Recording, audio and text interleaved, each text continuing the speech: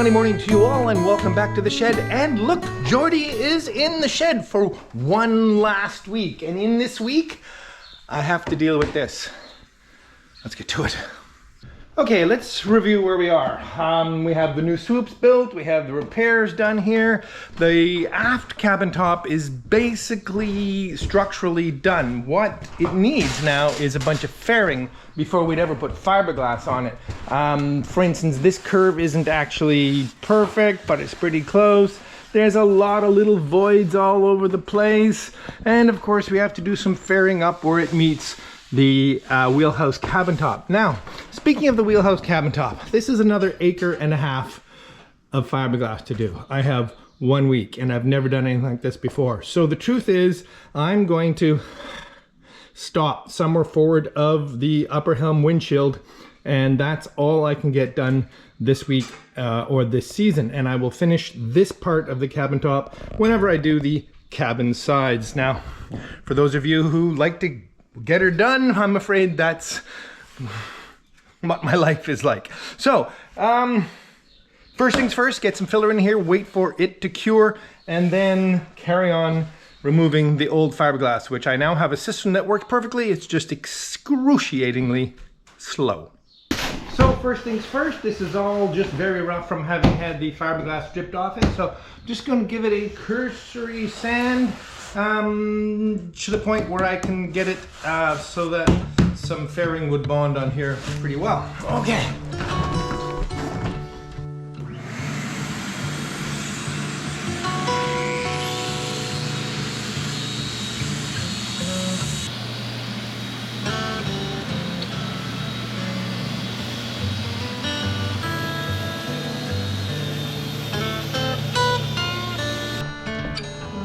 So there's a flat spot right there.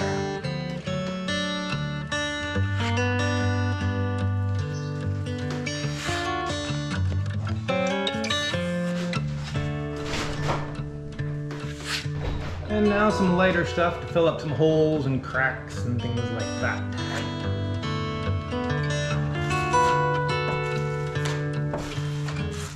From what I understand, getting the surface as fair as possible before you glass is time well spent. So we'll do that.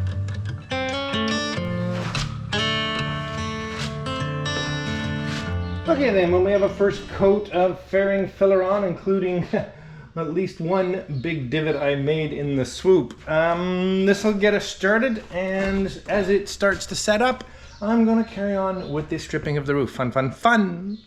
This is about as much fun as a Spinal Tap, and I know what I'm talking about.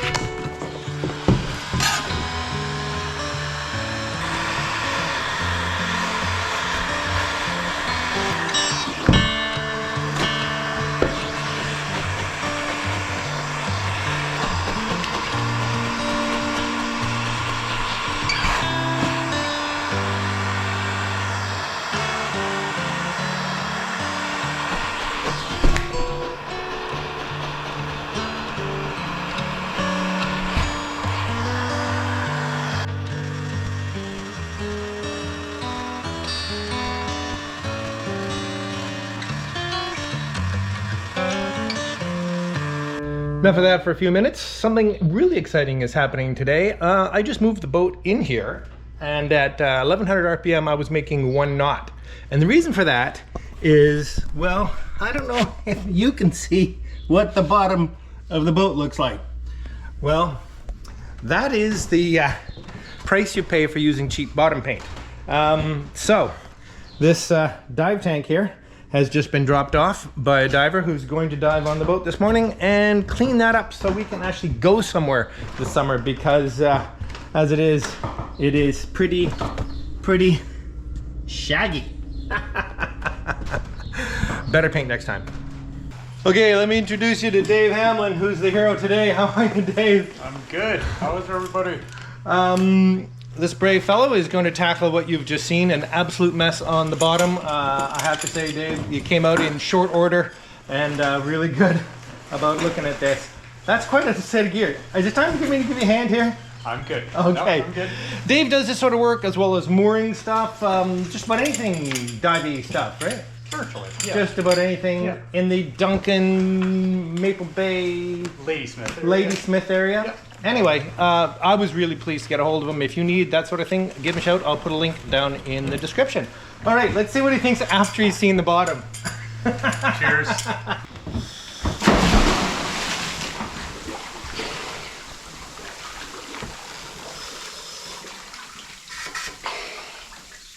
So much better in the water.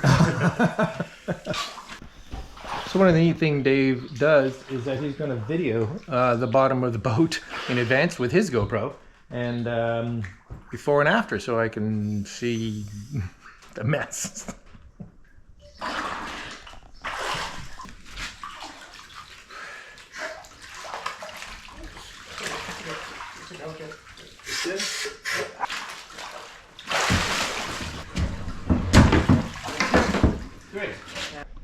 Okay, end of day Monday.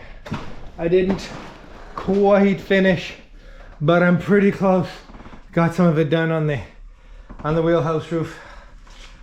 I should be able to finish this easily tomorrow and get some more fairing on. Just got another coat of fairing on. It's going to take a few, just because there's so many little divots and holes. And anyway, oops, hold the camera straight. I'm beat. Good night. I apologize if this seems overly savage to you, but these handrails are completely trashed and were only ever fastened on every second one.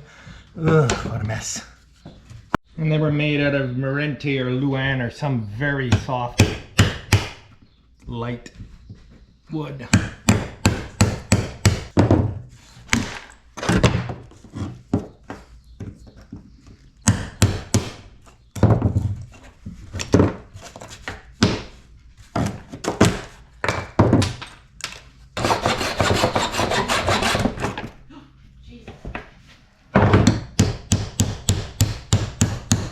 Okay, with this out of the way, I have to now determine where this demarcation is going to be between my new work and what I leave. And you can see it has to be ahead of the windshield, right around where the old horn is. So I'm gonna say right about here.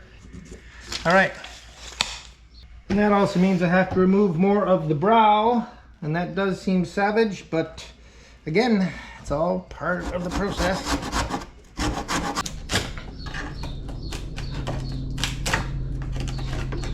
There we go. And lots more stripping.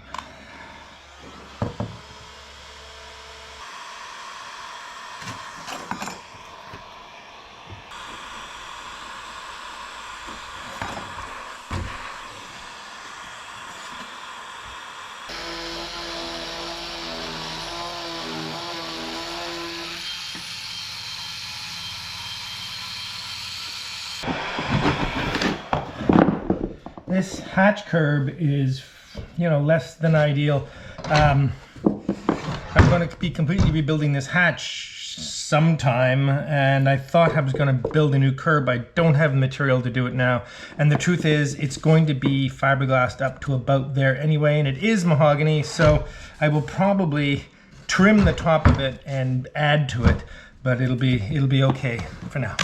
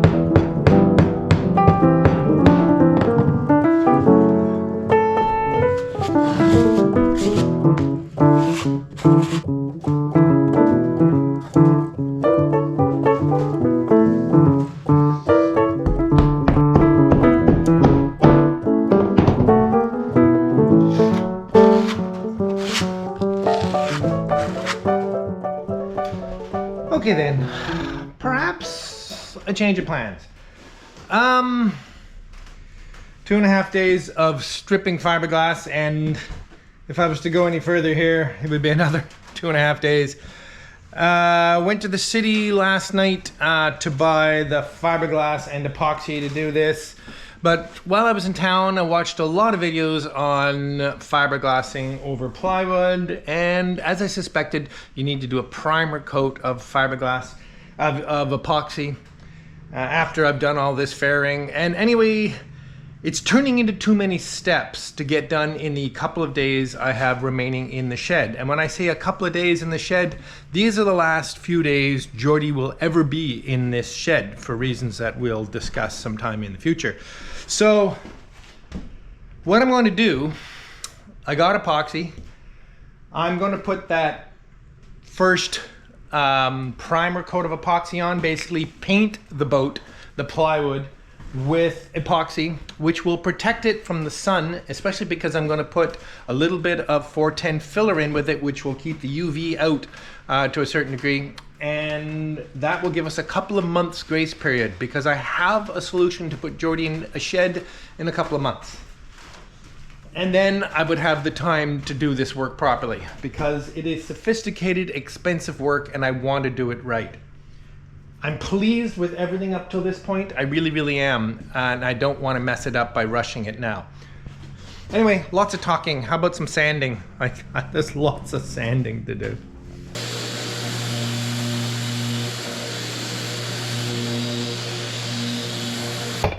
Really looking forward to fixing this horn up.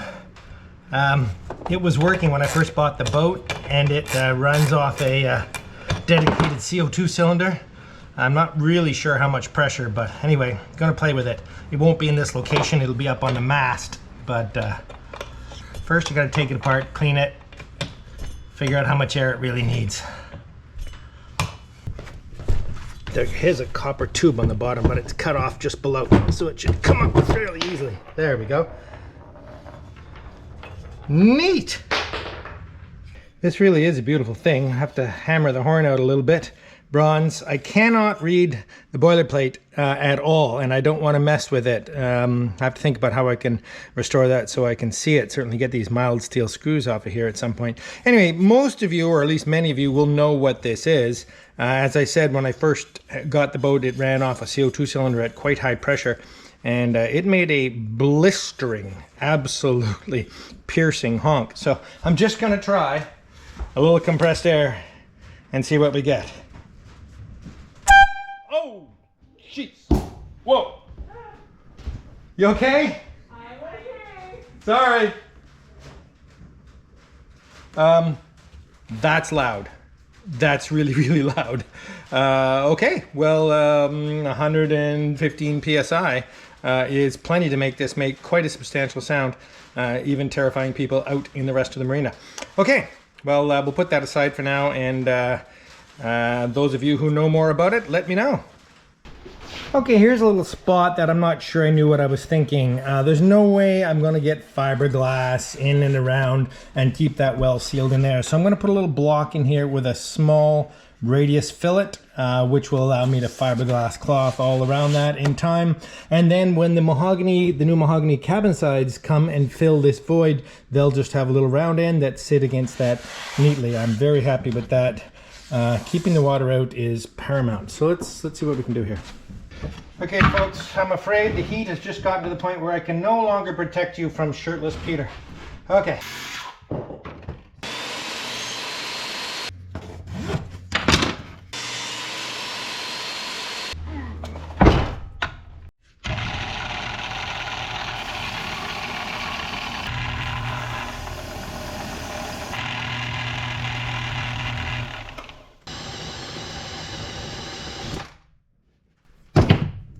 A lot of work for a tiny little block.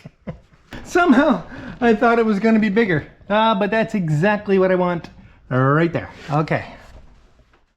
Okay, never-ending change of plans.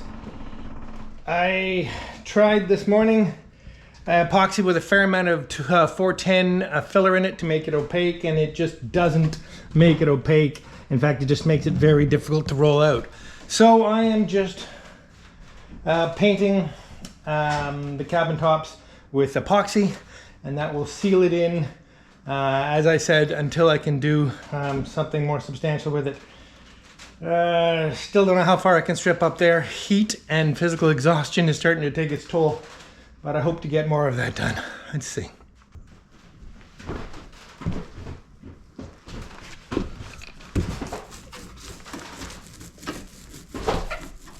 Well, I can't say this is how I was hoping this week would turn out, but under the circumstances, I can't say I'm disappointed. I believe this is a fair solution to the problem that I have. I have 2 more days in here. There's no way I was going to get this fiberglass done. The amount of time it took to strip all that fiberglass in the heat was ridiculous. It's going to be protected. I'm going to put some white paint on the edges so that it looks semi-decent in the marina in Victoria for the next couple of months. And as I said, I believe I have a solution for the final work, but time will tell. Well, and good morning. Epoxy is all nice and dry. I'm feeling pretty good about this. Next step, I want to reinstall the upper helm windshield, which I tidied up yesterday with some fresh tung oil. And there's some trimming to do there. The curve that I had established on here some time ago was arbitrary. Now I have the exact curve, so I'm going to have to scribe that to fit and figure a way I'm going to fasten it. The windshield onto the cabin top, pretty straightforward, but the side pieces onto here, not quite sure what I'm going to do, but I have some ideas. I'll share with you in a moment.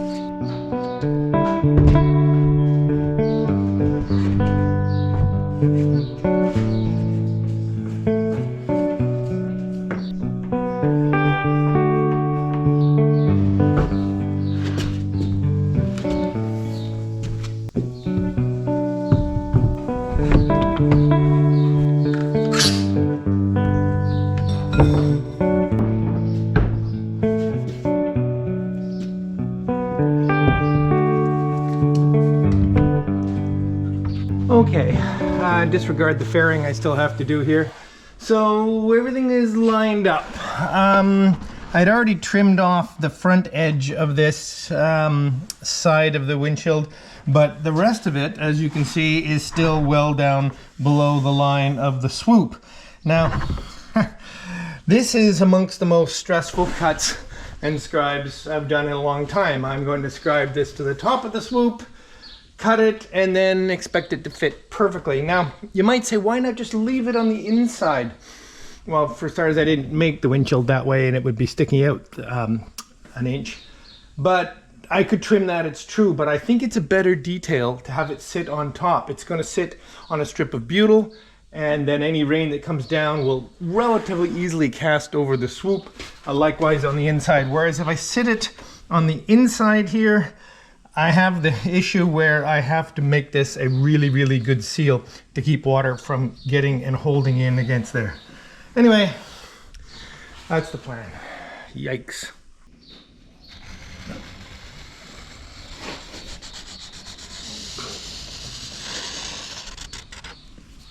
All right, so you can see the irregularities of what I originally guessed the swoop would be. Pretty close here. And now we just got to make it happen. One of the most stressful cuts ever.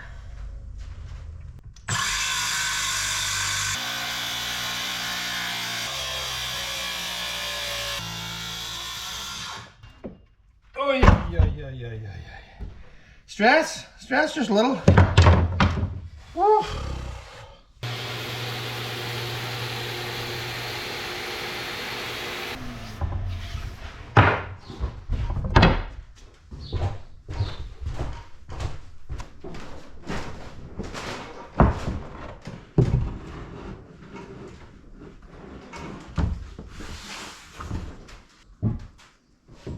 That is close.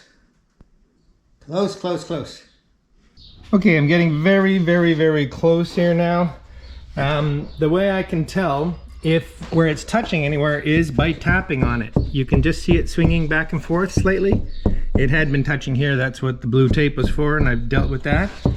And the sound will change. Down here it's moving, and right here it's touching there. It's very hard to tell by looking at it, but right there. All right, so I'm not entirely sure how I feel about this, but the edge, all the curved sections, I'm now going to paint white with easy epoxy and no loss, because this can is a real old draggy can. Doesn't owe me anything. Yeah. This is a good hard paint, so when it comes time to finish this work, it will sand up nicely and make a great base for the fiberglass.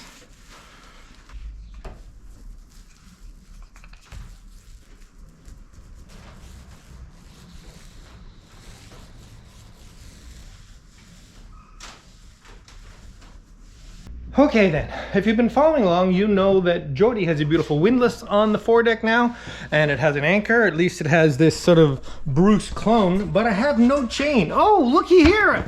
Some chain. In this crate is roughly 100 feet of 5/16 chain, and I don't know what style it is, but it fits perfectly in the Gypsy. Basically what I did, I went and took the Gypsy to various chandleries, as well as like a salvage yard, marine salvage yard, and this was there. So 100 feet is shorter than I would like, but it means the boat is anchorable, and that's key. So let's get this on the boat. There's a small snag. This chain spent many months, maybe many years at the base of a pine tree. So about a third of it is completely soaked in pine sap, tar, goo, stick, and I want it off. And the best solvent I know for pine sap is naphtha, white gas, and I have a little. Anyway, let me pull it out until I find the sappy side.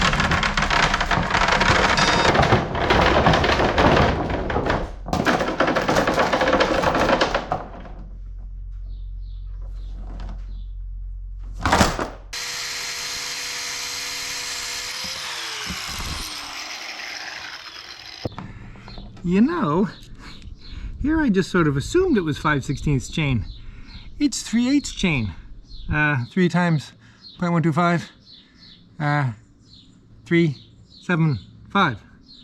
3, 6. Yeah, this is 3/8 chain. It's certainly much chunkier than the 5/16 chain I had before. Okay, well, that's cool. Yeah, and I have some. Okay, so I'm about to feed the chain down into the chain locker, and this would be the bitter end. The chain is not going to go to road. I don't have any road. I'm going to stick with the 112 feet or so of chain I have and call it done. But I do need a rope to tie it off onto, so that if I ever run it off the end of the windlass, the chain just doesn't keep running off. Now, my thought on this is using a rope that is suitably sized to be strong enough to deal with a runaway, but at the same time does not run in the Gypsy of the windlass, because what you really don't want is to just shackle this chain to a stringer or something down below and power out, and well, this windlass will happily rip that stringer off the inside of the boat. Very unhappy. This way the chain will run out, it'll go to rope onto the Gypsy, and it won't be able to power it out and rip your stringer apart. So anyway, let's just throw a little bowline in here and call this done. I'm going to put an extra half hitch on this bowline because it's not going to be somewhere where I can check it very often, and then that way I'm pretty sure it's not going anywhere, although I don't want it too bulky that it won't come up through the hole here. Okay, that's pretty safe. Okay, let's send this down. And then I'll go down and I'll tie this, well, to a stringer.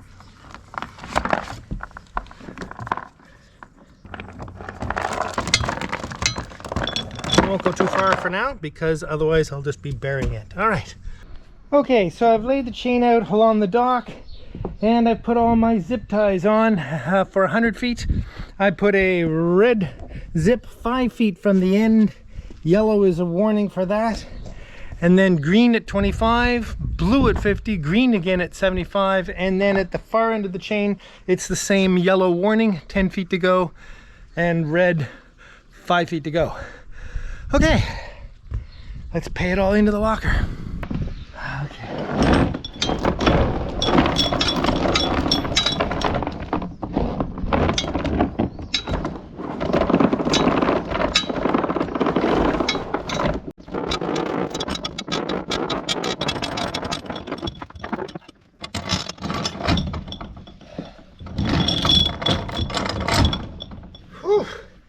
Now some of you will wonder why I dragged that chain over the bulwarks pretty hard on varnished wood. That's because it's all going to be replaced soon. I've already dragged many chains over these bulwarks. Okay, let's put the anchor on. Okay then, gosh, it's hot. It's really hot. Whew.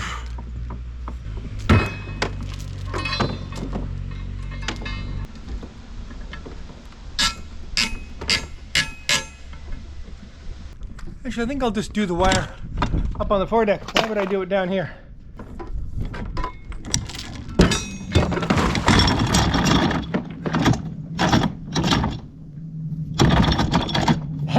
The windlass brake isn't tight enough to hold the anchor. See? I gotta tighten this. That'll do at least till I get up there. Whew. Okay, man, it's hot. Whew. What I don't have yet is any controls up here on the foredeck for the windlass. So I'd have to go inside to pull it up. So I'm gonna pull it up by hand. Old school. Oh, okay. Oh, okay.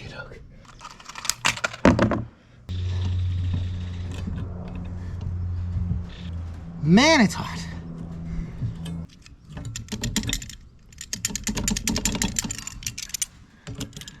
And I like to do the twist on the side so it's out of the way, so it can't catch on anything. There we go. And not so many twists that there's any risk of damaging it. And then pull that down against. There we go. Nice. Okay. Whew. We're anchoring, folks.